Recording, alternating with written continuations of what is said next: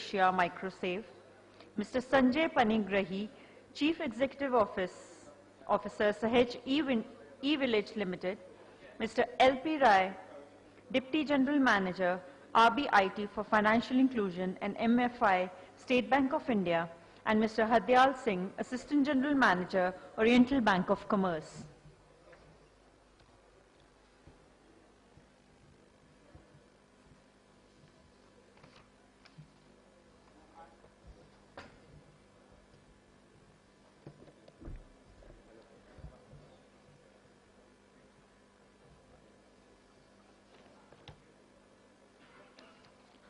Agency banking model for inclusive banking. The agency banking model involves a process where retail outlets are contracted by a financial institution or mobile network operator to process clients' transactions. The agency banking model involves a process where retail outlets like pharmacies, shops or supermarkets are contracted by a financial institution or mobile network operator to process clients' transactions. I would request Mr. Jayant Sinha, former CGM, State Bank of India, to moderate the session. Good evening. My name is J.K. Sinha. I used to be the CGM Rural Business of State Bank of India. Presently, I am a freelance consultant. And this is the last session. In fact, it's one of the very important aspect in the financial inclusion. You know, if you talk about agency arrangement, one of the problems of India, especially, is that the reason for financial inclusion is that despite being an independent country and with a very structured and organized financial system, there is a huge excluded population even in the year 2013. And if we count the number of villages, we know there are 600,000 villages.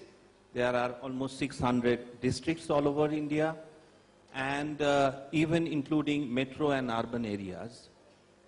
50% roughly or thereabouts are excluded. Now, what is the problem? Why we cannot have these people financially included, means provide the financial, bring them within the fold of the financial system? One is that the brick and mortar, despite the phenomenal growth, expansion of the branches, we are not present everywhere. We are largely concentrated in metro areas and very sparsely in the rural areas. Even in the rural areas, even we have so many public sector banks and cooperative banks. Every entire ecosystem put together, maybe 90,000 or 100,000 branches we have. So one is that, and there is a limitation for the banks to open so many branches.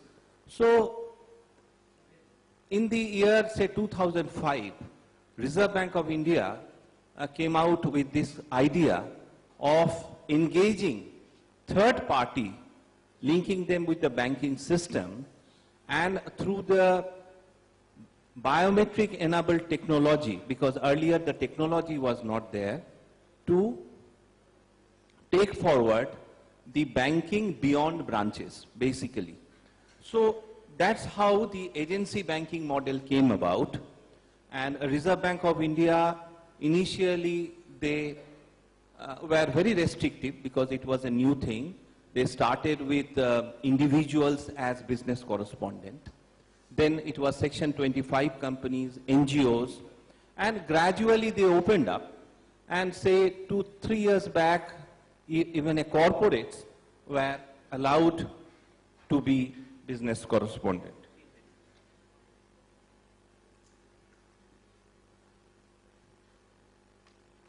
So basically that was the genesis, and presently the banks, the financial inclusion initiatives of the banks is largely dependent on this agency banking model.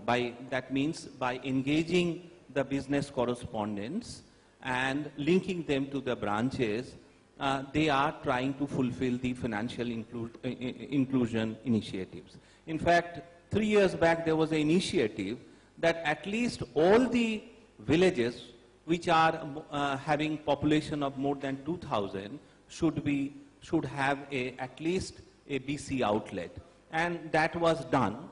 And subsequently, even 1,000 plus population villages are being targeted. So this is the ecosystem, and presently we may have how many BC outlets all over India? Would be around 200,000, more than that. I think 200,000 BC outlets we have. We have all sorts of BC.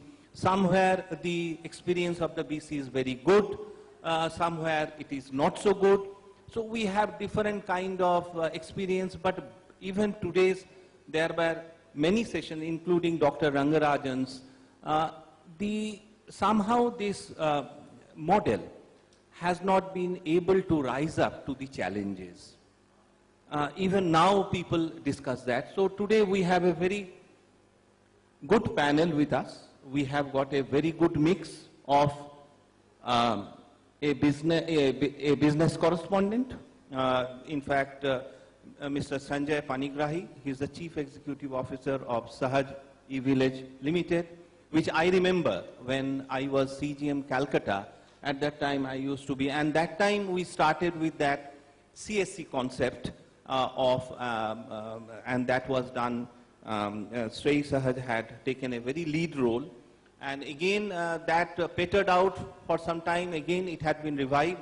In fact, that point I was also personally engaged with the Department of IT. And then we have Mr. L.P. Rai, my former colleague.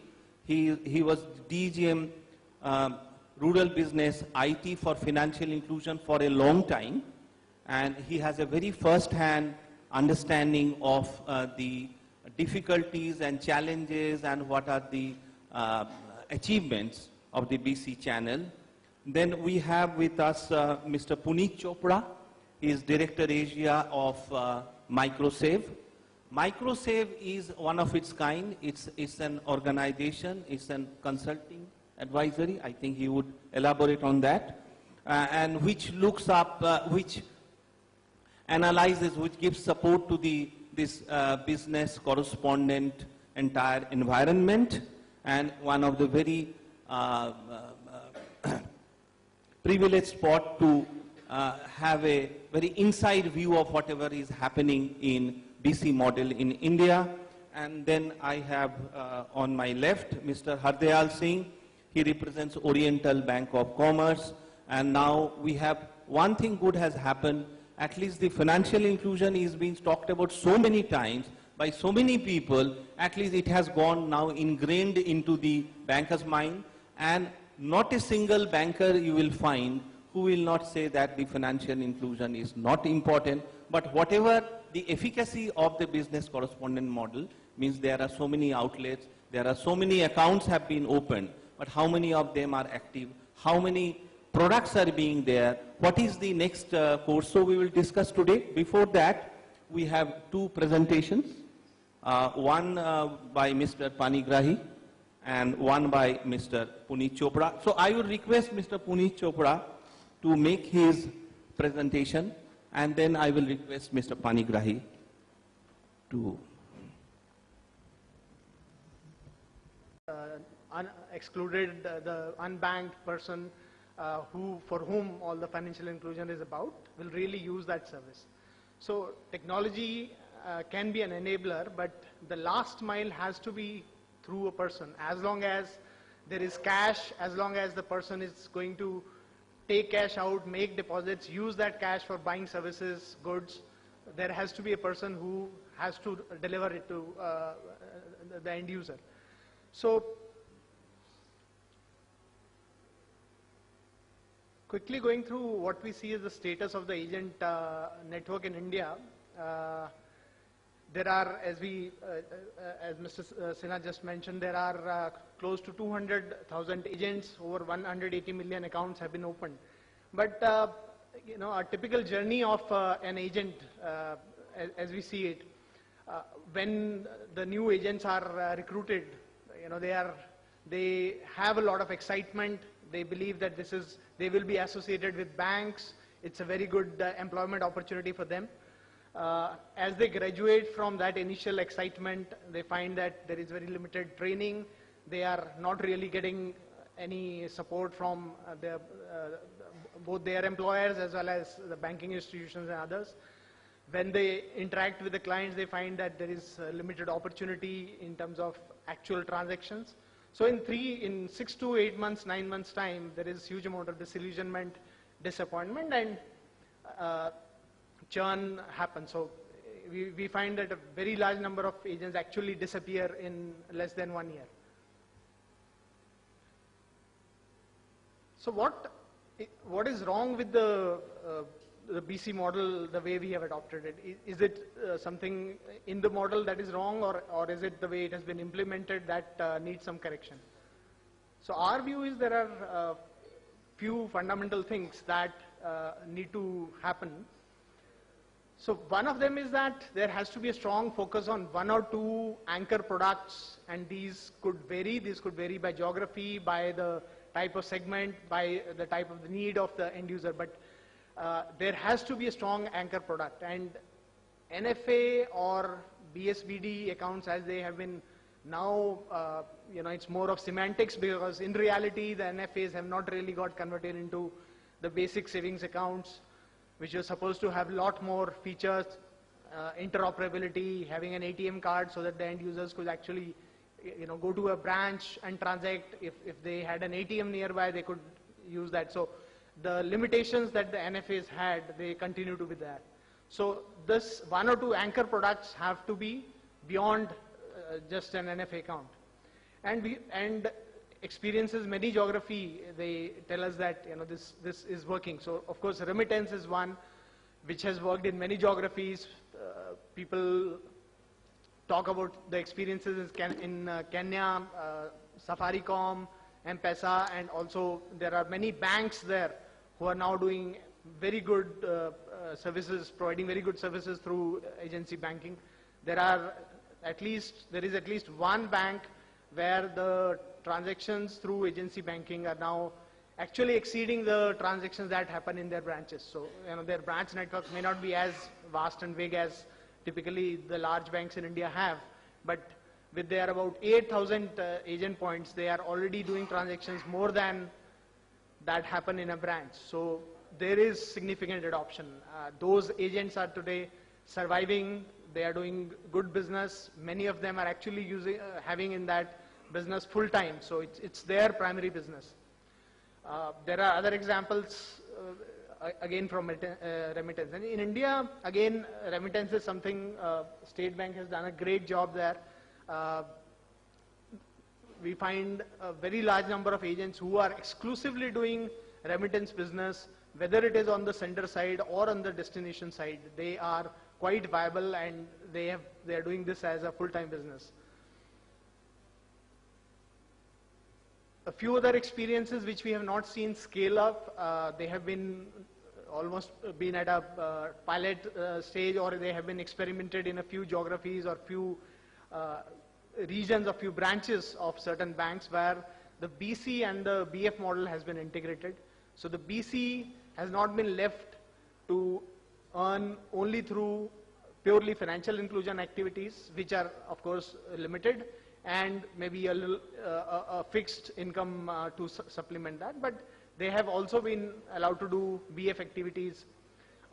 And in that space, while there are different opinions whether credit linkage should happen through the BC channel or not, but certainly where they are involved in low risk activities such as lead generation or some involvement in recoveries, etc., and they are getting then paid some percentage basis their own efforts, we find they are doing quite well. So our view is that on an average, where from a pure FI business, agents are getting maybe 1,000, 1,200 rupees a month, When BC and BF integration happens, in many cases they are earning almost 5 times. So, on an average they could be earning 5 to 6,000. Many of them, if you can see on the left-hand side, there are many who are doing actually far more than that. So they are really, they have really made it into an excellent business opportunity for themselves. So eventually we see that unless the agents have provided a basket of products and services, and these cannot be top driven, they cannot be that this is the set of services. So for example, Flexi RD, Flexi FD, that kind of product is often talked about. But then every geography will have a different need, each segment would need a different variant of that product. So that has to be understood in what the local requirements are, and this product basket has to be actually tailored to that. The whole process of agent selection, onboarding, training, the kind of support they need. So, this is from a survey that we did with the CGAP World Bank, and as you see, a vast majority of the CSPs are treating out of the system in 6 to 12 months or a little more. Less than 10% of them, they said that they ever received training, and most have never been visited by anybody. So, from the visits or the monitoring by a bank official is sometimes not there, or maybe once in 6 months, once in a year. Even their own organizational staff in terms of monitoring or support is much less periodic. And of course, from a commission standpoint, so even in case of DBT payments, we did some analysis, and at the 2%, which is the best case scenario today in case of Andhra, we find in a few models that we studied that while the banks are bleeding, the BCs are actually making their ends meet. They are actually having a reasonable amount of profit. What they are not doing is passing on adequate amount of money to the CSPs. So essentially the CSPs and the banks are bleeding in the process. And if this were to be raised to the 3% that has been on discussion, which is something that has been recommended by the committee headed by Mr. Nandan Nilekani, and the BC are forced to pay a larger share to the CSPs, this could become much more equitable. So what we find is that today, even in a G2P scenario, a lot of the CSPs are getting as little as 2 to 500, and on an average maybe around 1400 rupees. Whereas if we were to benchmark it against what is paid under NREGA itself, taking maybe a 150 rupee average across states and 20 days of work, so even that comes to more than 3,000 rupees. So the CSPs are getting less than what is paid under the minimum wages under NREGA.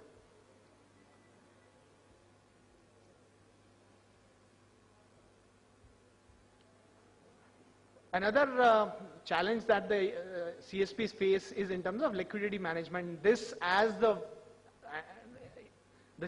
challenge here is that this increases as the volume of business rises. So in case of pure FIBCs, it's not so much of a challenge today, but those who are into EBT, DBT, they are managing lakhs of rupees of cash which travels hundreds of kilometers every day. There is huge amount of risk that is involved, apart from the fact that there is additional cost to all who manage that and the risk associated. And additionally, the CSPs do not really get adequate support. Sometimes they have to actually either take their own insurance, or the BCs are required to take insurance cover for themselves and their staff. So summarizing, what we view is 4 or 5 things that need to be done. One is the way the FI villages and the EBT, DBT villages were assigned. They have gone on 2 separate tracks. So there is an acute need to rationalize those and make sure that 2 adjoining villages are not with 2 different banks, and therefore there is no motivation for either of them to really have to invest and to really make a business case for themselves. A minimum that needs to be paid in case of G2P payments, and this is as long as the CSPs are required to have this as a sole business. So additionally, when we see other players who are coming in and who are using existing entities, so a Kirana store or somebody who is having existing livelihood and is not going to be dependent on just financial inclusion activities, that mix could really support them, because then they will not be dependent on just this income. We heard a very good comment in the morning that the need for full withdrawals is going to go away, but in reality, on ground, it still stays. So for all DBT payments or EBT payments, the entire amount that is paid out is fully withdrawn. And a lot of the beneficiaries feel that they should do it. If they leave money back, it could be perceived that they don't need it. So there is that lack of understanding and lack of awareness, and also this fear that they actually leave behind this money in whatever that instrument is. That many of them, they actually don't understand that it is a bank account, and whatever that instrument is, they don't want to leave behind money with the fear that if there are rising balances in that, it could be perceived that they are now above poverty line, or they don't really are eligible for those privileges. The 30-kilometer rule, again, for many banks, it is a constraint because many who really want to have a centralized way of operating and want to have a different, more innovative model in this space get limited by the need to have a branch or a physical infrastructure in 30 kilometers.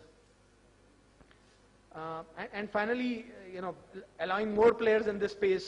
So we have seen for 7-8 years that the existing set of players have not really delivered. Is there a need to look at additional players? It could be through the new banking licenses. Some of the opening up has happened, but maybe the MNOs getting more opportunities. The current way of delivery where they have worked as BCs of banks has not really worked. So is there an opportunity to open up and see, maybe on a pilot basis where some of the conversations are already on, to see if they can deliver as independent entities? And finally, requiring the CSPs to have their own account so that huge amount of cash does not get transported. At least the money can move into the CSP's account digitally, and it's only thereafter that they need to handle cash. And this needs to be, some of this needs to be taken up at a policy level, including a minimum guarantee for CSPs, so that at least for a certain period their survival and their viability is ensured, and the BC companies are not becoming profitable at the cost of the last mile agents. Thank you.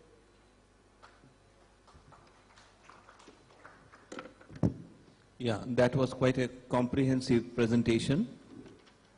I think we will have the detailed discussions on that. So before that, I would request Mr. Panigrahi to make a presentation.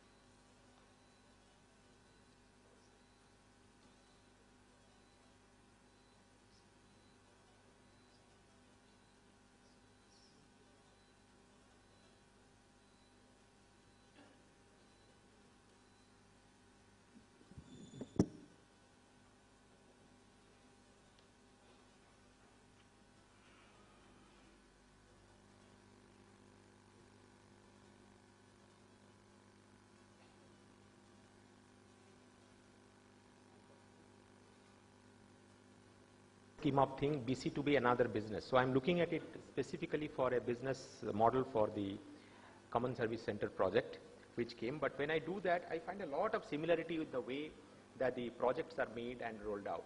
And in the morning, some of the unique things which happened was I found 2-3 trends which is very visible. One is the trend of the bankers who look at this as an extension of a reach or a sales reach or reaching out to the consumers.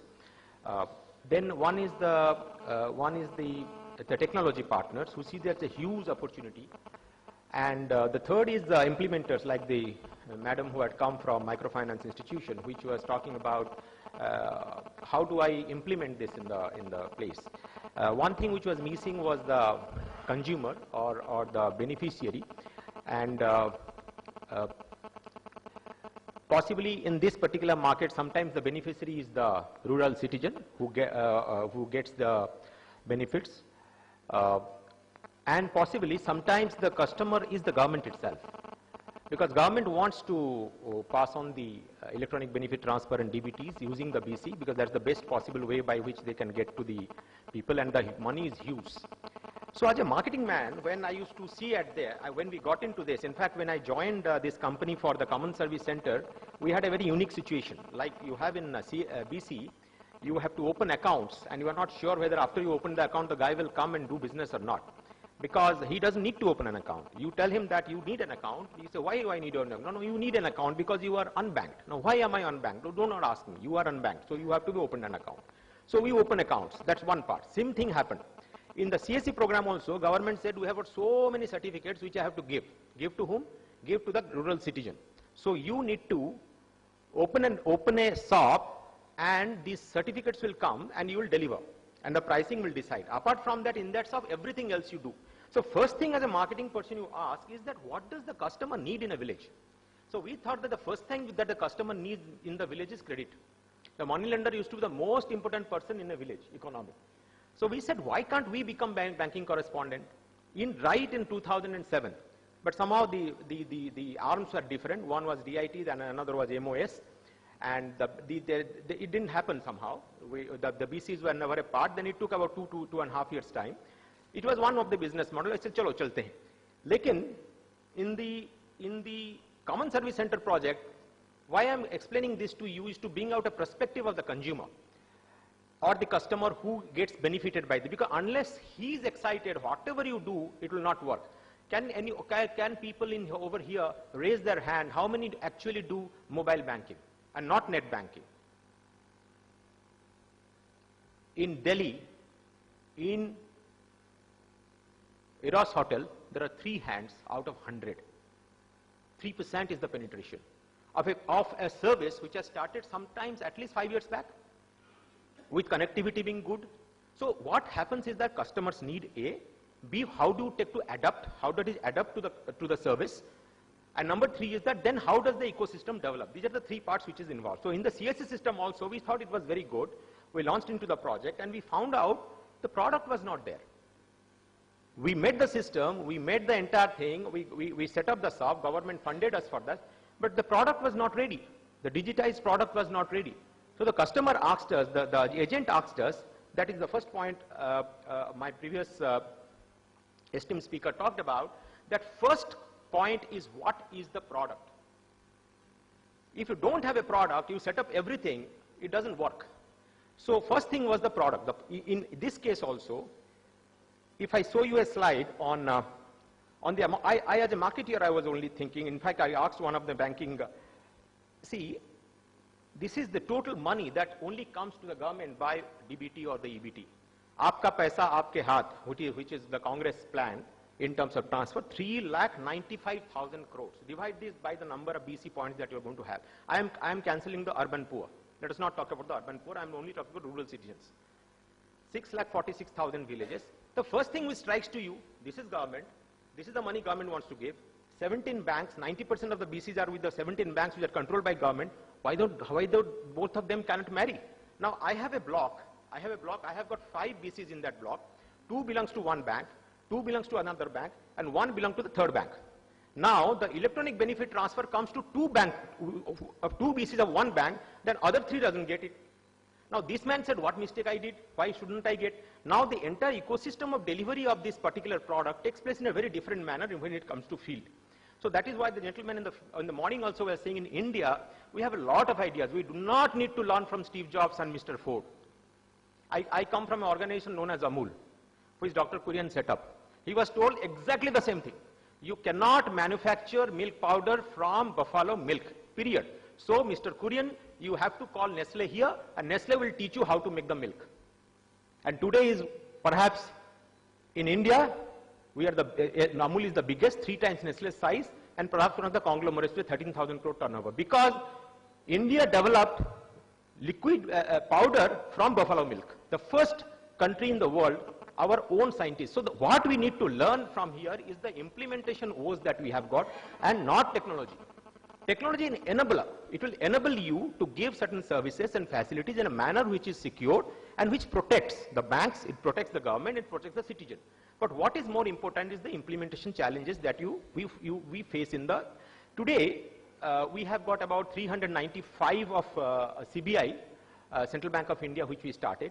It took us almost 1 year to learn the tricks of the trade. It is easy to say that you should train, but training, financial literacy training is not an easy thing.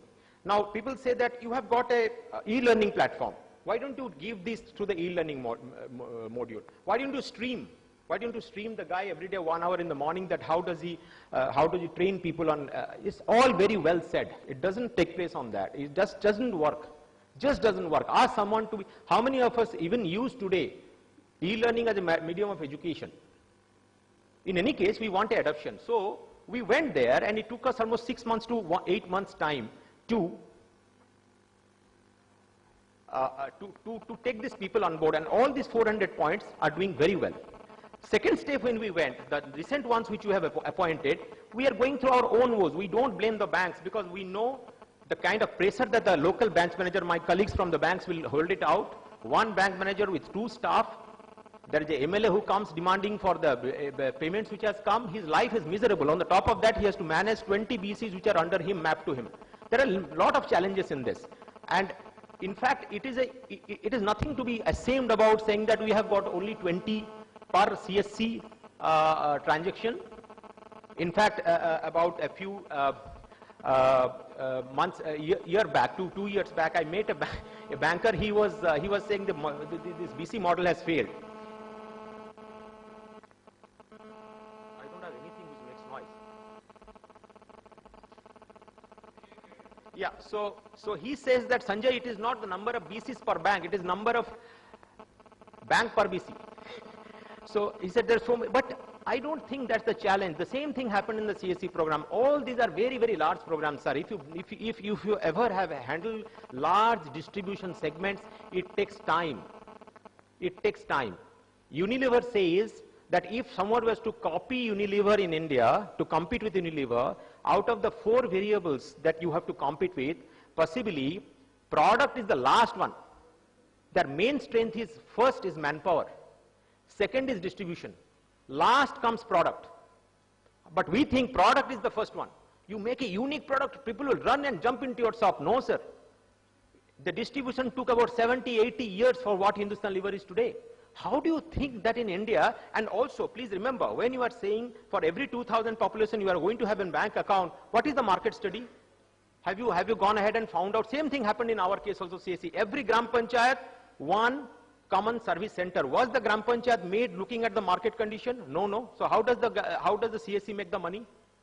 Now, whether it's Arunachal Pradesh or Andhra Pradesh or Delhi, you have the same commercials. Now, how does it work? It just doesn't work. So you will have 20% of the BCs will work very well, 50% of the BCs will be medium, and 30% of the BCs will be always deprived. If in the Sundarbans you have a common service center or a BC, God bless her. Unless you are giving a viability funding for her to survive. We have a CSC over there. We had a problem. It's very easy to say. Best thing is to push the guy. The first thing in a distribution system you do when you don't achieve your target is push the entire thing to the private partner. We did it as enough time in FMCG market. It doesn't work. Plus, distributor is bad. Take care of the distributor. Distributor is bad. Sack him. Appoint another distributor. Any company who has done this has suffered. Making a BC network, training people is an investment. If you lose one person, it takes you equally the same amount of time to appoint another one. But if you only want to see the figures and want to sack people, you can continue to do. You appointed 2 lakh BCs in 4 years.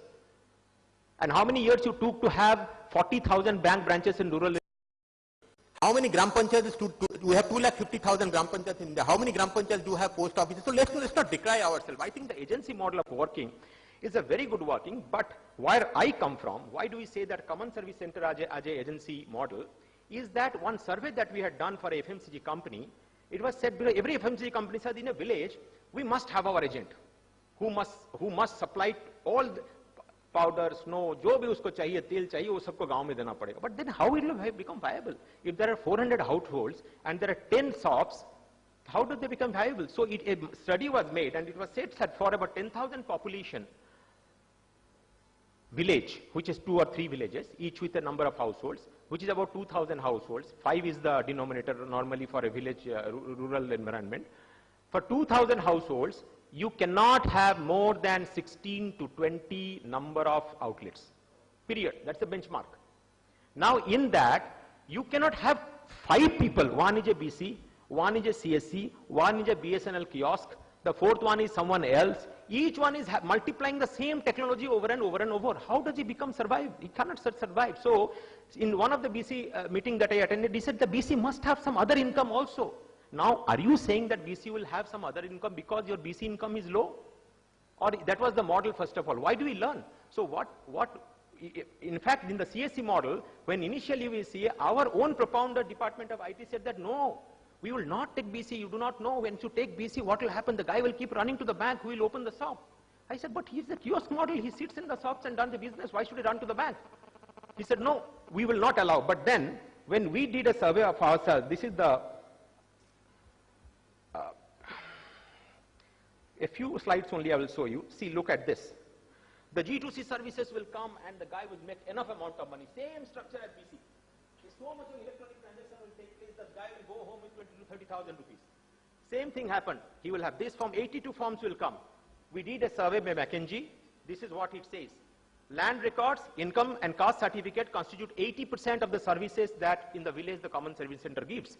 The above certificates and domiciliary birth and death certificates constitute 90% of the transaction of UPG2C services. Now look the next one. What is the frequency? The land record, the guy gives 25 rupees and he may take depending on how many times he government to produce this either for a subsidy or something. If it takes an income certificate once in 6 months, if it takes a domicile 6 months, once in a year, caste certificates once in lifetime, birth certificate once in lifetime, death certificates once in lifetime. How many times a guy has to take birth and has to die to make this viable?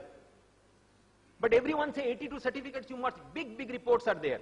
But come down to the terms, look at that CSC. When we went to the CSC and we started seeing why your transactions are so low, he said, sir, धंधा नहीं आता है. अब 2000 household है, उसमें कितना बच्चा पैदा होगा, कितना नया. So if you look at the services, he needs another service. So the CSC was always saying, sir, Fino का यहाँ पे BC है, मेरे पास क्यों नहीं है? Because Fino or XYZ, Eco, or they went on a BC model, they appointed their people, very good system. They were not having the government services. Their person was saying, can I also get the certificates? My guy was saying, why can I get the BC? Because he was feeling he was having capacity, A. B, he knew the villagers. The economy of the village was very well known to him. People knew this is a shop which gives government services. So whenever you have an agency model of working, please remember that one of the most important thing is to how to select an agent. It's very, very important. There is what you suppose, for example, you appoint someone who say कि मैं तो गांव का जमींदार हो जाऊंगा जी मेरे जब BC मिलेगा, और काम नहीं कर पाएगा. Initially तो काम करेगा, बाद में जब products आने लग जाएंगे, when the banks will push to sell various kind of liability and asset products, he will not be able to do it. Please, banking is in the villages, apart from EBT, DBT transfer, also is a market development business. Person should know. So this is where the CSC, we were of the opinion, and this has proved in our field. In fact, government has now passed one EA saying that all the CSCs must become BC. In the areas where the BCs are not present, and all the CSCs are now being mapped as BC, I think it's an excellent system, and this is the way to grow. Possibly, maybe to run a BSNL kiosk, because I am not, believe me, there are two things of the government you can never be sure about. One is that whatever they say that with the business model never remains the business model. If they say 25 rupees for land records, one bhasan by one politician, this can go down to 5 rupees. Your entire top line will go. Because they're very populistic. It's extremely populistic. So in any G2C services, if you are trying, CSC is trying to, I can tell you the CSC is doomed. I remember one of the CSCs in Karnataka, he had excellent business. And his top line for, let us say, was 100.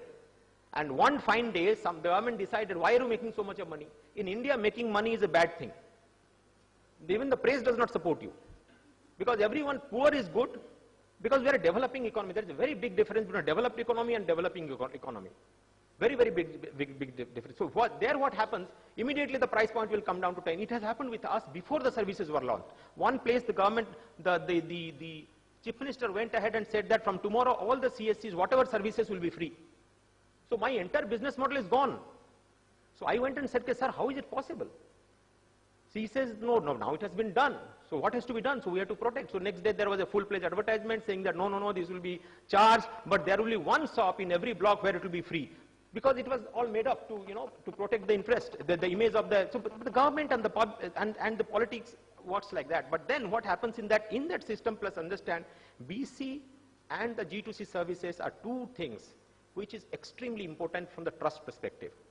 The villager, the rural citizen, he has trust on the bank is the highest, followed by anything which serves a government business, which maybe it's a post office, maybe it's a CSC center, maybe it's an Anganwadi worker, maybe it's a school teacher.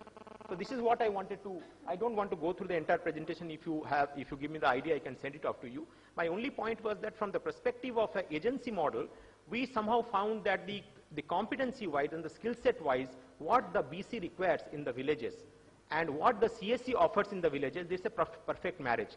A BC wants certain technology, certain competency in terms of skill sets, and here is a point where the person is looking forward because the entire set of government services have not yet come. Thank you very much. So thank you, Mr. Panigrahi. In fact, it was a very thought-provoking presentation. But so far as my information, there is no bar of Sri Sahaj not becoming a BC. You can definitely.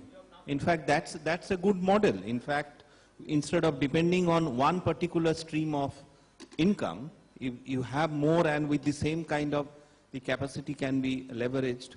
So there are, we had the two perspectives from the BC's point of view and another independent perspective from Mr. Chopra.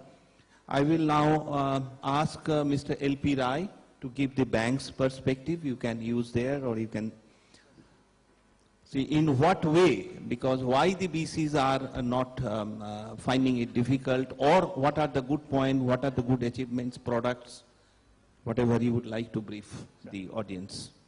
Thank you very much, sir.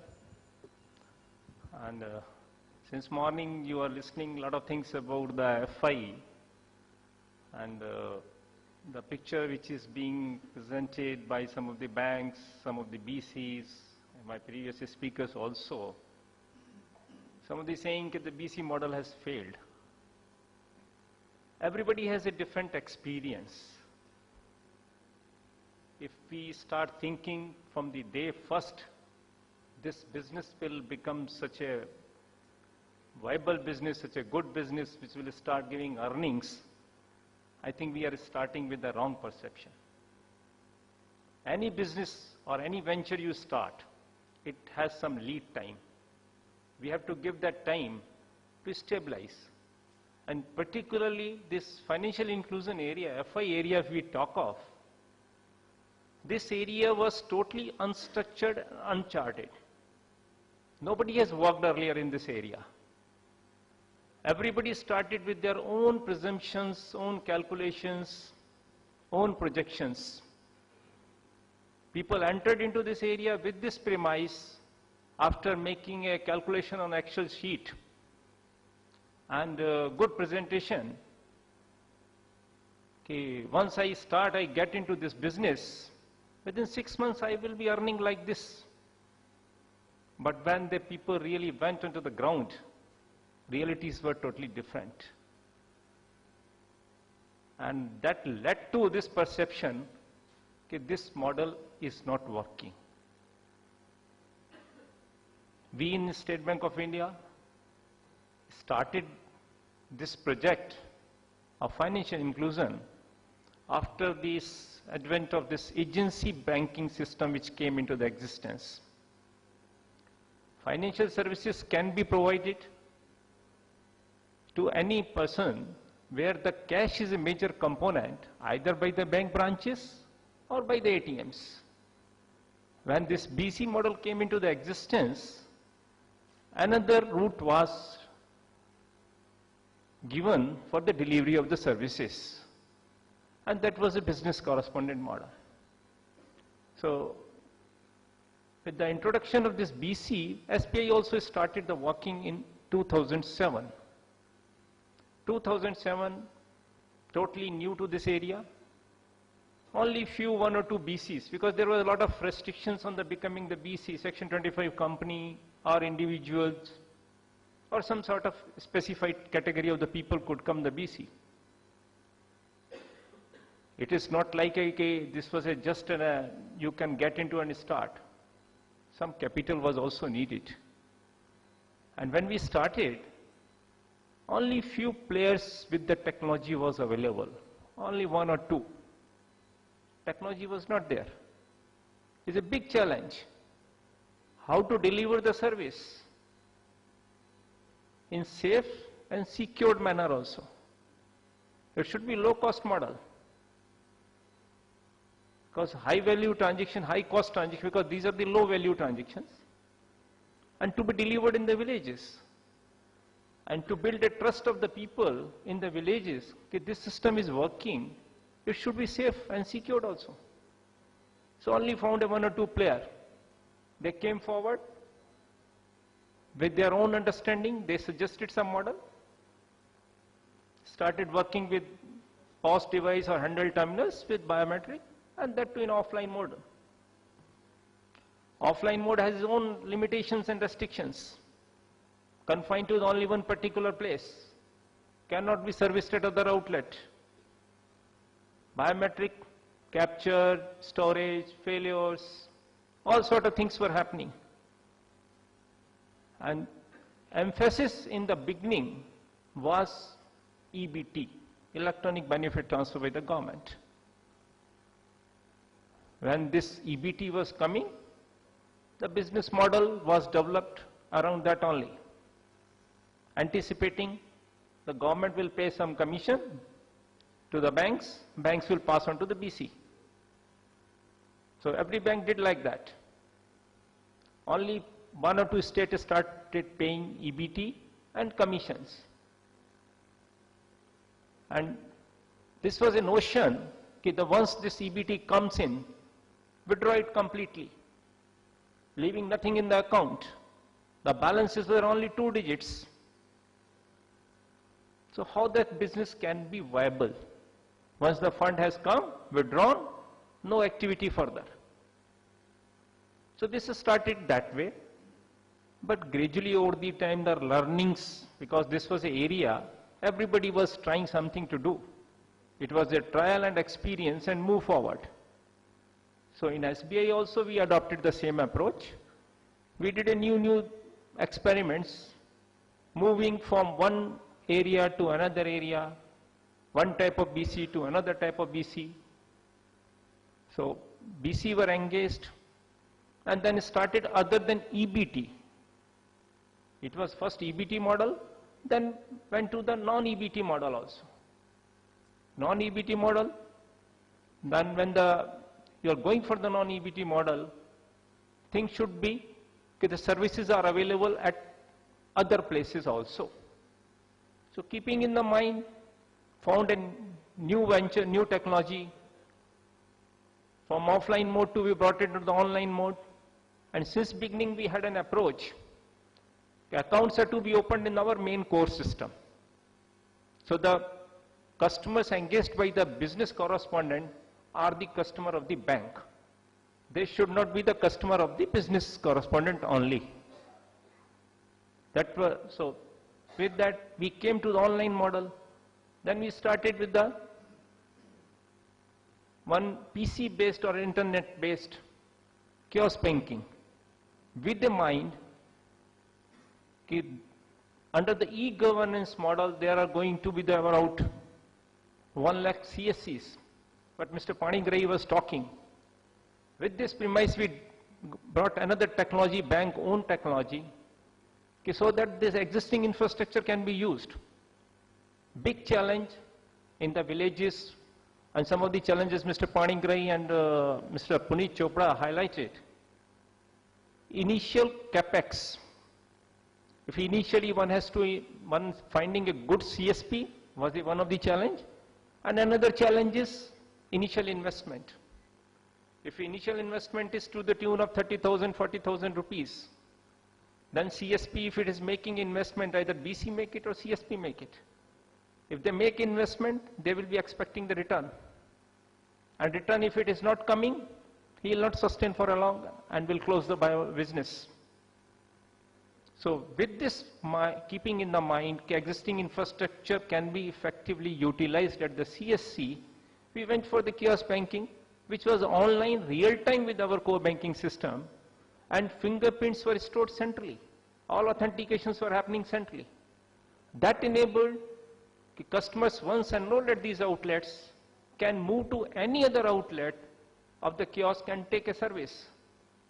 So if somebody in the village is coming to open the account, first question he always will ask, what are the places from where he can withdraw the money? If we tell them it is only the place from where you can take it, they will not come. Or they will open the account. If some pressure is built by the CSP, persuasion is done by, he'll open the account, will not transact. If we give them an outlet, another option, he can withdraw if he goes to another village from this particular outlet. Or if we give them some ATM card and say your ATM is also available. So we did the same thing. With this, we moved forward. Then we went to the mobile also. And that way, the journey which we started in 2007 in offline mode and 100 terminals, confining the villages into the one particular village, we moved to other platforms, and today, as on date, SBI has around 37,000 BC outlets in the country, and have opened about 20 million accounts through these BCs. Accounts are there. All accounts are not active. It's a fact. If we say okay, all accounts open must be transacting, if all transaction happens, then there's no question of the discussion which we are having. The BC model is not viable. There will not be any chance. It will always be viable when all the accounts are transacting, but that's not happening. So various, as Mr. Puneet Chopra has raised it, or Mr. Panigrahi, about the products. Definitely, products should be there. And products, we started with the saving bank initially, then came up with the remittances, fund transfer, then Flexi RD, where the people can deposit a small amount at their convenience, Flexi RD. Also, some of the places, Flexi STDR, if they have money to keep it. So this way we started. We started at some of the places, small loans also. But there are certain challenges into it. So we moved forward, and it's not the thing that transactions are not happening. It is happening, but not uniformly across all the outlets. Outlets are working. Some of the outlets are working wonderfully well. Some of the outlets are facing the problem as raised by. So then after that we came with the one remittance product on non-home for migrant laborers. That was a big revenue earner for everyone. So that revenue, and all the BCs wanted to go for that, but that was confined in particular urban area. Urban is a huge pocket. So that remittances has given a big boost to the FI, and that was being given to the BCs, basically keeping in the mind the cross-subsidization. In the rural segment, they are finding the viability issue that can be cross-subsidized with the urban. So various challenges emerged, finding a suitable BC, finding a suitable CSP, finding a suitable technology, scalable one, cash management, that is also liquidity management is a big challenge, because cash is a major component in whole space. So all these things, after learnings, SBI we have moved forward. we are continuously growing, and in DBT and DBTL also we are contributing a lot. So this way we are definitely looking forward, the investment whatever has been done till now will start yielding. When whosoever is entering into the area, he should see that from day first it cannot be so sustainable and viable, it will take a time. Banks are finding various other, are trying to adopt other models by moving the low value transactions from the branches to these outlets, so number of the transaction increases and this BC becomes viable. Thank you. Thank you, Mr. Rai. In fact, there are many positive points also on this BC model, and if we really visit some of the outlets, we can see that what are the positives from there. So personally, I am very optimistic. In fact, the challenge is how to make it more business driven, and the remuneration, the cash related structure. So now I will request Mr. Hardyal Singh. He will give his perspective, his bank's perspective on the operations of BC. He is from Oriental Bank of Commerce. Good evening, friends. I am Hardyal Singh from Oriental Bank of Commerce. Actually, we are discussing about the viability and sustainability of business correspondent model. Last 2-3 years or 4 years, we are experimenting various type of models by taking the help of various type of technology. It is very, as per my opinion, it is very early to ascertain that BC model is viable or not, because last 2-3 years we have learnt lot of things, and we have traveled from offline mode, biometric modes, and there are lot of the complaints, lot of the shortcomings in the systems that we have already overcome. And now technology has already stabilized, and whatever the fixed cost, whatever the capital cost we have invested, that has already over. Now we have also learnt lot of things from the our field, that initially there was a attrition rate, high attrition rate of BC agents or a CSP, whatever you can say.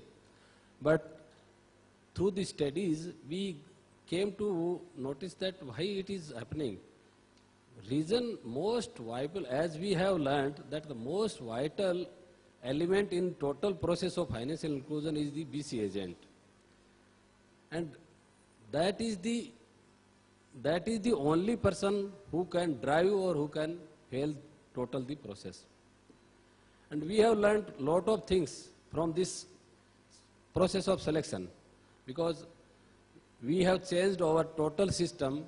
Our all base branch managers we have sensitized, because we could not continue with this attrition rate of the BC agents. Every month someone has gone and another one is coming, again we are making a training program. That's not desirable. And customers' trust also we are losing. So we have what we have done, we have sensitized our base branches.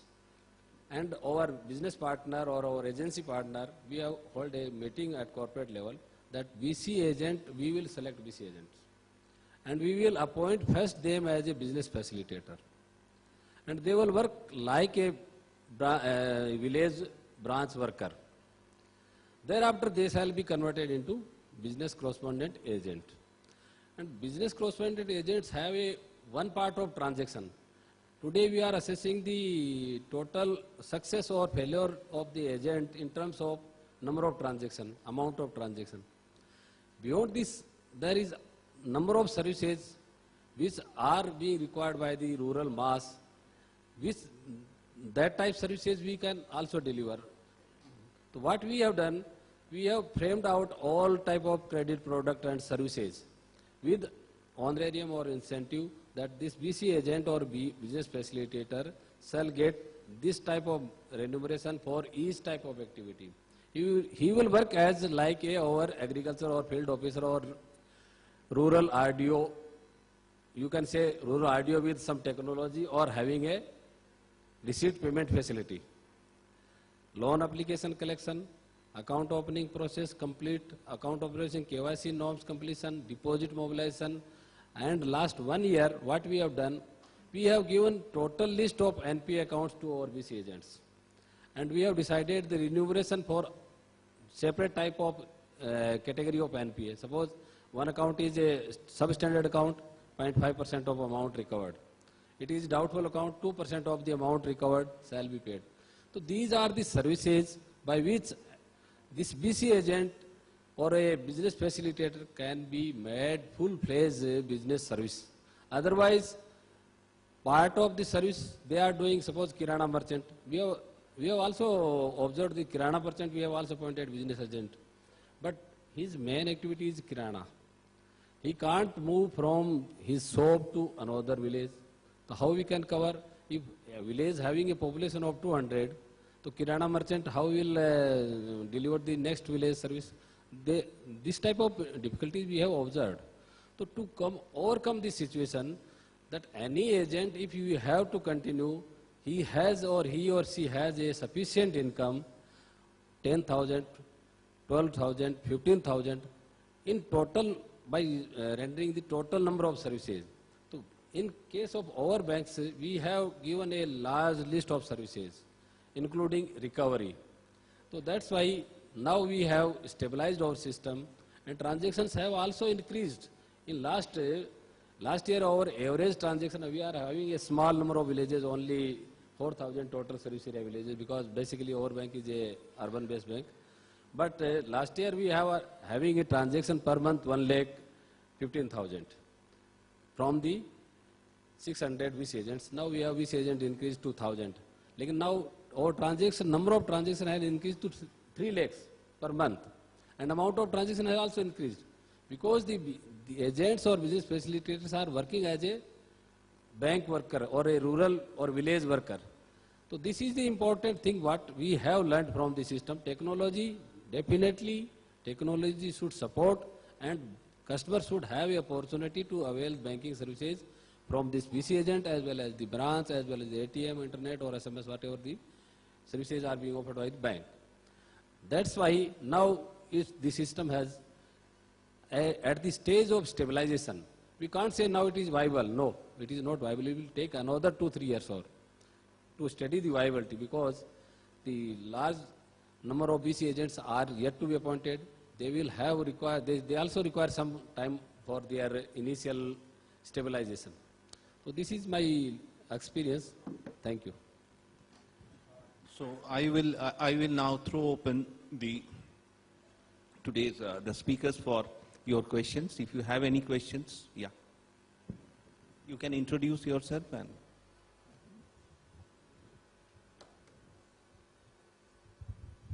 Shankar from Maximus.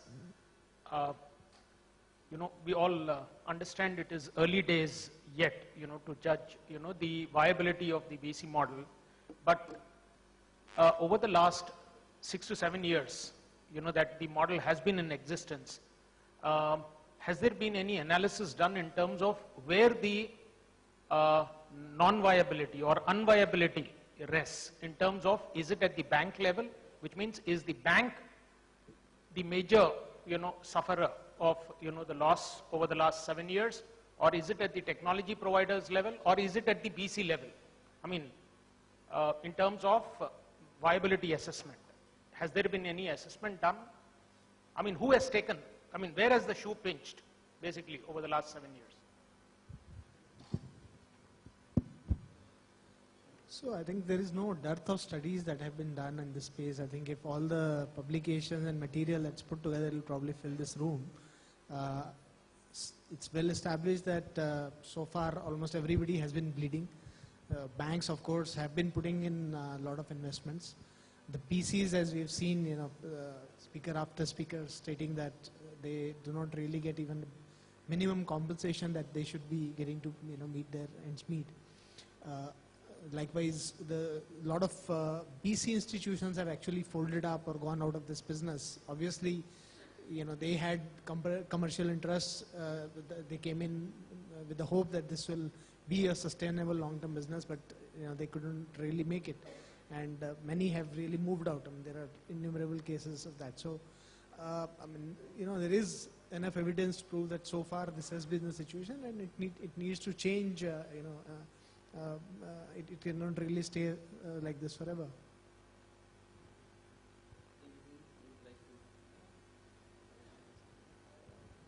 Yeah.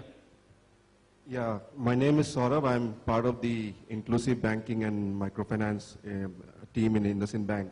So I have two questions, one for Mr. Panigrahi and one for Mr. Puneet Chopra. For Shrey Sahaj, means your business model is a service delivery of common service centers. Now, typically, in the BC agent model, what is expected is that the BC agent is supposed to be mobile, in villages. What I understand and what I know about Sahaj, your common service centers are stationary points. So, being a bit different from the, typical BC agent network, do you think is this a challenge in front of you that being stationary CSC centers will be something a little bit different, or means challenging compared to the other BC agent delivery networks, which normally is expected to be going around mobile and meeting people, particularly with a target segment where doorstep banking is more preferable. So that's my question. Just to continuing with the question to Microsave, you have covered in your presentation about the products and the compensation aspects of BC agent, which is very well, accepted that yes, the compensation model has to be more lucrative for the BC agents. And yes, there should be a diversity of or more products in the baskets. But my question is, do you really think that these are the points, the items which you have mentioned, are these the only aspects which can ensure the retention of BC agents? For example, if say I take the example of cash management in a village, if there are 2-3 couple of villagers who want to have a bulk withdrawal in a particular evening, and the BC agent is not able to honor those withdrawals, and if this keeps happening recurring basis, there is some question probably on the cash management practices of the corporate BC. In such kind of a scenario, the BC agent might get feared of facing the fire from villagers. Even if I'm say a BC agent, I am a local person there, I have a reputation with the villagers if I'm not able to honor those commitments. So even if I'm getting a good compensation, say for example, but in such kind of cases, I may like to withdraw. So my question to you is, do you think means the retention of BC agent, there is a more overall comprehensive approach, while yes, products and compensation are part of it. So the specific question is, are these the only aspects which can which is creating the challenges in the retention of BC agents, or there is other things which are linked with the overall practices of the corporate BC and the products and everything? So that's. I think it's a very good question. In fact, when we started this BC business, this was the first thing which comes to your mind, that what is the skill set that person brings, And the CSC was supposed to be a common service center, which means it's not mobile and in one place. And the first BC model that we did with CBI was a POT-based machine, in which it was expected to go from village to village. But the current BC model is getting into kiosks. So that eliminates the POT part of it. Whether all the banks will come to a kiosk model or not, we do not know. No, sorry for the interruption. In fact, many of the outlets are not mobile. Because in a village, in fact, RBI also says that you need to have a definite place for transaction of business. Suppose you would like to withdraw money today. So tomorrow you have to find out in which village he is there. So he must have a clear cut, even if he is covering thrice a week for 2 hours. That should be notified, and that there should be a place of business. So totally stationary, it's not that. There are many outlets which are stationary. But I would. Yeah. But I would go a little, in a very mature system, let us say 10 years from now, when the BC is there and CSC is there, I dream of something like this, that this is a shop which is stationary. His brother is sitting and running the shop, but this is the guy who is mobile. Sir, any business you do by sitting in a shop, your margins will always be low. Please remember this. All pull services, your margins are all, no businessman is going to get service if customer walks into you. If you go and extend your services and get business by business development, you have to go house to house. Does insurance sell by sitting in one shop? Can you go to one shop? Why does the insurance agent come to you? How many of us buy insurance online? And how many of us buy when the agent comes home? Even today, if you go to a bank and you say that you are interested in a fixed deposit or mutual fund, the branch manager बोलते हैं साहब आप घर में कब Sunday को हो क्या मैं आता हूँ संडे को मिलने के लिए बैंक में नहीं बेचता है तो एक ये जमाना आएगा जबकि बैंक के अंदर में और ये आदमी को सब कुछ मालूम है इसको घर में किसका पैसा है किसका कितना जमीन है किसके पास कितना पैसा आता है कब ये फिक्स डिपॉजिट कर सकता है किसका लड़का सूरत में नौकरी करता है और रोज पैसा भेजता है ये सब चीज आपका बीसी वाले को मालूम होगा और सीएससी वाले को मालूम होगा क्योंकि सीएससी के पास खरीदने आएगा they will come to the CSC for the services and for the BC to deposit the money.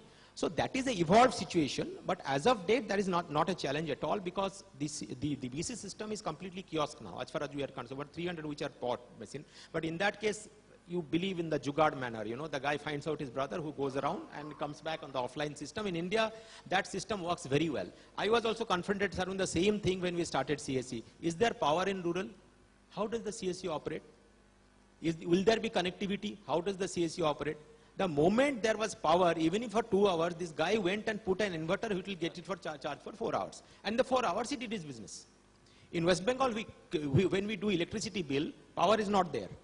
Connectivity is very poor. Latency is very poor in the daytime. You cannot imagine in my counter when I see in the night, the number of bills which are being registered has been taken is all after 12 o'clock in the night. So this is a jugaad system. He brings the money because the guy is known to him. CSP's agent's viability, you know, it cannot come by saying that they will be paid 5,000 rupees or 10,000 rupees a month, irrespective of the kind of business they generate. So it has to be market driven. But the point is that it cannot be market driven unless there is unless economies of scope are there and the services can be aggregated. And once, you know, that there is a need, if there is a need, if somebody needs 3 lakh rupees and the agent is not able to service that, he or she will lose the business, and you know, in order to service that business and make sure that he can stay in that business, he will make sure that it is serviced that way. So you know, it is mutual. Once there is enough opportunity, the service provider, you know, once they recognize that there is going to be an opportunity loss and it is going to affect their income, they will then make sure that the services are delivered. So it has to be completely market driven. And if the banks, in fact, the important role is the banks and the branches.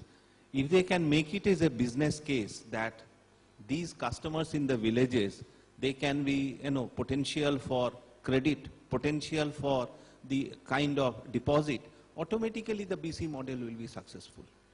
In fact, the entire this thing, it's the banks, you know, their ability to generate business. And everybody says that there is business. There are people, the economy, in fact, the rural economy is definitely, many places is booming, and many places it is much, much better than in the urban areas. And there is a lot of things happening in the rural economy. And especially their aspirations and the kind of, you know, innovation is happening, the gradual, you know, coming about the service industry. In fact, the rural agrarian, the dependence on agriculture, it is again, there is a slow shift with the gradual reduction of the contribution of agriculture to the GDP, overall GDP. In fact, the service industry, so a lot of things are happening, and especially the multinational companies, they have really been able to understand the village dynamics, and they are making, there are Hindustan Unilever or ITC, there are almost 30–40% is contributed by the rural economy. In the case of banks also, in fact, many a times we take it's an obligation, it's an opportunity, but that opportunity is yet to be, you know, totally leveraged. So that is again a lot of responsibilities on the banks. Any other question? So this is the last question because we are running out of time. We have already overshot. Sir, I am from Union Bank of India, sir. Sir, customer is there, banks are there, BC is there, BCA is there, every technology is there. The only thing is economic viability of the BCA. Sir, a few months back, BCA was honored in Mewar district for doing the wonderful job. After the function, when I interacted with him, that how much he earned from this business, he told that he has earned 12,000 rupees in 19 months. He was honored. So when any activity is not economic viable, it will not sustain. As OBC has told that it has introduced number of other facilities to the BCA. If it is not implemented by other banks, I think it would be very difficult to sustain BC in the field. So now my question is to the DICE, how the BC will survive in this present scenario? Anybody would like to? So, for example, SBI, if you see SBI's kiosks which are being manned by CSPs or BCs, and probably close to 90% or even more of their income, at least the initial days, was coming purely from remittance business. And many of them, not only in urban geographies, but deep rural Bihar, deep East UP, they're making, 30,000, 40,000 rupees, very good earnings just out of remittances. So if you have the right product, it's not that everywhere this gloomy situation is there. Likewise, in case of OBC, many other banks where they have tried to integrate BCBF model, it is working.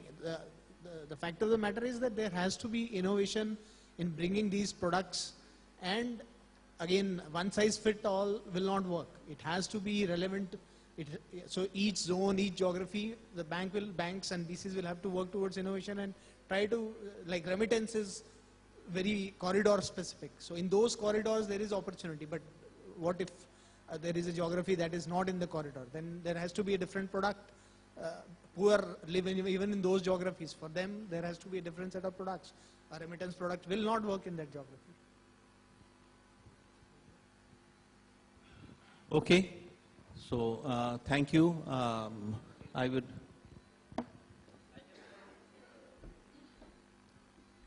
With Jayanta's permission, actually, I'd like to bring to you, most of the people in the panel, it's a very experienced panel, and Sanjay has been very passionate about it. But what I'd like to say and emphasize, maybe I will like Kate, because I think that next session is going to be a little bit delayed, so I will ask for your forbearance for a little bit more. If it's happened, then otherwise we'll go after the session, little bit of networking and go straight to dinner. I asked my colleagues to find out exactly what's the status of Mr. Anurag Jain, what time is coming or not. Important thing, if you look at the statement what Dr. Rangarajan made in the very beginning, that in payment systems, as well as financial inclusion, we are late compared to other BRICS nations. If you consider the amount of cash management that our government is spending is roughly about 12%, compared to average of 6% by the BRICS nation. I'm not talking about the developed nations. If you compare, the Payment Systems Act came into Brazil in 1999. It was the beginning of the story. The success story what Brazil has been able to do. In fact, that we are trying to emulate that fit, but only you have to understand that 19 crore vis-a-vis 1.2 billion people is almost will be touching in the next 5-6 years time, the Chinese population probably will overtake them. So 5 times of that magnitude, and it's a less developed economy. Although GDP ranking wise we are probably ahead of Brazil, but per capita GDP is pretty low. So that makes a huge difference. And the amount of churning. So 19 crore people have more ATMs, more POS, more credit cards, more debit cards. So that means the disposable income, they are having more churning. And if we consider 1999 to 2005-06, when Bolsa Family and all this structured program by the government was ushered in the form of incentives, that you, mother, bring your child to your clinics so that I'm investing in my future asset of the nation. You don't crowd my clinics, so I save money. I give you incentive so that your children can go to school. So I'm investing in an asset. Similarly, the problem that we have today, I mean, for instance, there has to be some definite takeaways that what you're discussing and what will be the recommendation tomorrow. This is an infrastructure project, BC or payment systems development. You invest in the infrastructure, but you don't want to pay for the people who are working on the ground. It's not going to take off. If you look at M-Pesa's story, I'll come to that also. We already reached a nadi. Now, why Equity Bank was important, I will come to that little.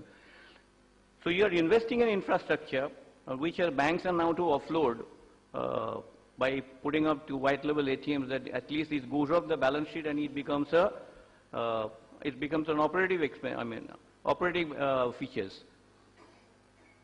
But you are not going to pay the people that are going to enjoy that. So that long curve of 1999 to 2005 in Brazil is probably happening in India.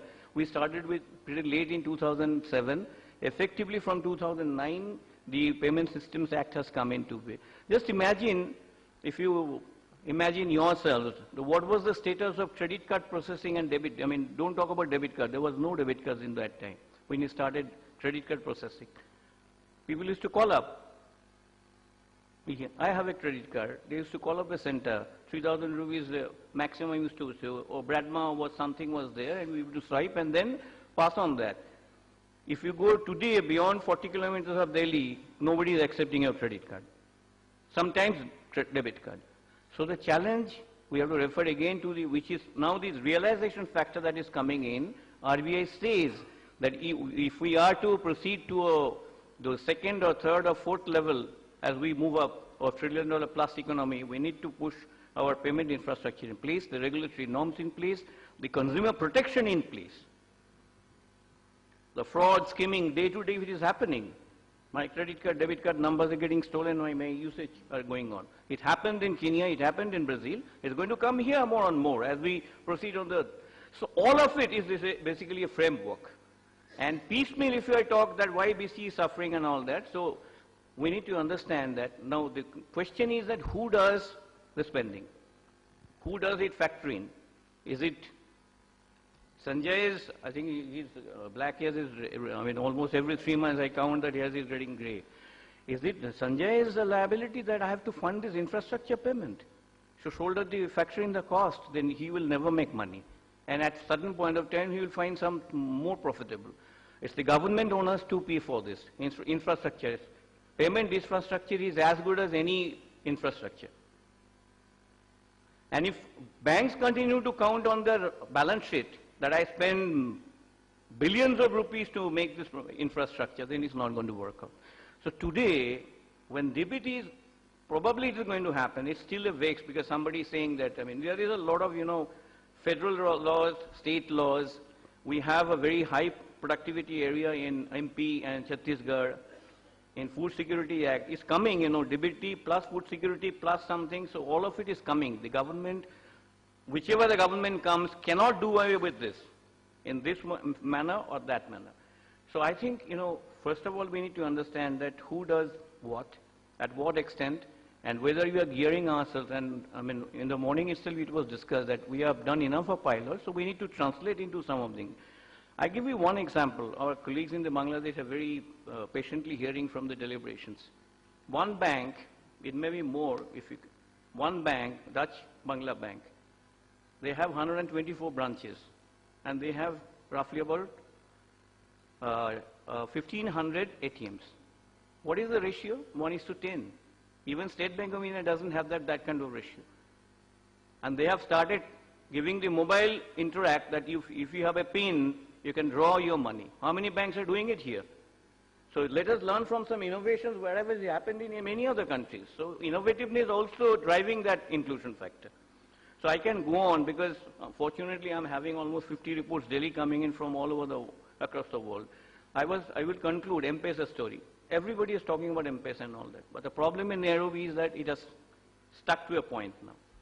Now they are thinking in terms of remittances galore because they have already, in Uganda also, It probably can correct me, I mean, although Mastercard is doing phenomenally good here, because that propulsion, that shrubbing factory is coming in Africa, people have got a taste of plastic, more and more, in the cities at least. They have put a transaction cost. Probably India also likely to do at a certain point of time, may not be right now. And there is a furor, because there will be loss of money. And government says, you have made enough money, so I am going to tax you. All transactions will be taxed now at a certain percentage. So that will come at a certain point of time. But what is happening now, they have started thinking that remittance is not enough. We need to do something more. We need to have more bank account, more something. So that's why M-Pesa ran into M-Kesho. And Equity Bank was a head starter, so they are making billions of, I mean, all their cooperatives and workers are coming together and making it happen. So these are the, I'm not talking about G-Smart and other things, they got in a little of jam. John was to come here, he used to talk about Filipino experience. Somebody is stuck in Dubai today. So, you know, you have to continually see that instead of copying, pasting something, we need to be innovative in our own backyards also. And it's a matter of time that all these loose ends going to come together so that we can lift folk to a more stable system. The only good thing was that the regulators, the banks, the stakeholders are now trying to sit together and come out with. Again, I will say that the way the RFPs is conducted for procurement of devices or the solutions and all that, somebody saying that like CSCs, I don't want any money, I will be giving you service at zero cost, which is not going to work also. We do end up in a big state, so again repeat the same mistake again 6 months or 1 year down the line. By the time Sahaj or the people that for which we are working, they are going to lose interest, and we will probably again go to the drawing board and do something more. These are the points that I wanted to make, well, because this agency banking model, without which, despite having the best of the system, best of the products, best of the deliveries, nothing is going to work. Thank you. Thank you. So we had a very stimulating round preparedness of the banking channel. In fact, the payment system was not developed at all. Or in the case of Brazil, again it was driven by their bill payments, their requirement for payments. And also, but two important similarities in Brazil and Kenya would be the large, BC aggregating organizations. I think that India will ultimately, if the banks are able to find a business model and really make it a business case, and automatically the BC agents will become more corporatized and they would have the muscle to inject cash also. Because now another problem is with the BCs, if the transactions are improving, where to get the cash? In fact, the cash requirement in the case of the remittances, that becomes a huge problem. Even in the case of payment of MGNREGA, or I do not know about the DPT, if it is done at the end of the BC agent, the problem of cash is a very, very big issue. So ultimately the thing will have to be married with the kind of digital money we were talking about. Whether that money in that ecosystem, whether we can really bring everybody so that the requirement of cash diminishes. But similarly, we have to see that BC also gets the required money, and to that extent, unless the model is viable by itself, the banks will need to take it as an investment. And because that would be not an expenditure but an investment, and we should remember that what Dr. Rangarajan told this morning also, this is no longer an option. This is a compulsion now. So it's very much from the regulatory, from the government side also, the banks, even the new banks, those who will be coming, they have to really do some innovative solution for financial inclusion. I'm sure there are various interesting models, there are various interesting ideas. Some of the banks will have definitely a kind of new kind of thinking. So I think this model it has its many good points. It has also, we have learnt quite this point, but this has become very much part of the real, this has one of the backbone of the financial inclusion drive we have, until the bank and the cooperative banks and the RRBs, or we have so many branches, or there is a technology breakthrough so that we can penetrate everywhere. So I will end the discussion. Before that, I should thank Mr. Panigrahi, Mr. L.P. Rai, Mr. Puneet Chopra, and Mr. Hardayal. And thank you all for giving the patient hearing.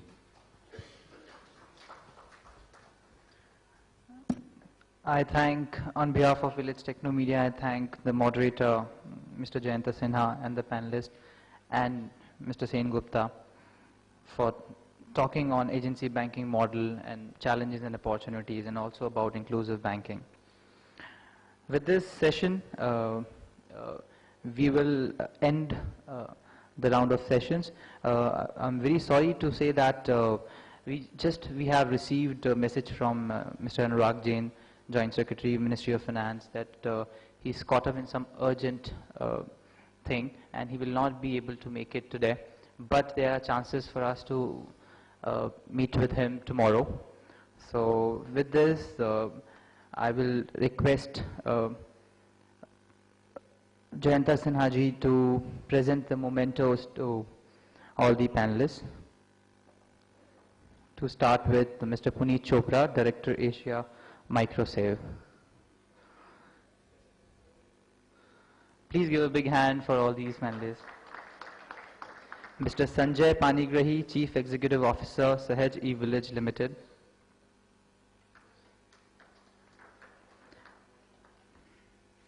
Mr. L.P. Rai, Deputy General Manager, RBIT for Financial Inclusion and MFI, State Bank of India. And Mr. Hardayal Singh, Assistant General Manager, Oriental Bank of Commerce. I'll request all the panelists to come for a photo shoot, please. And also to the important person, the moderator, Mr. Jayanta Sinha, please.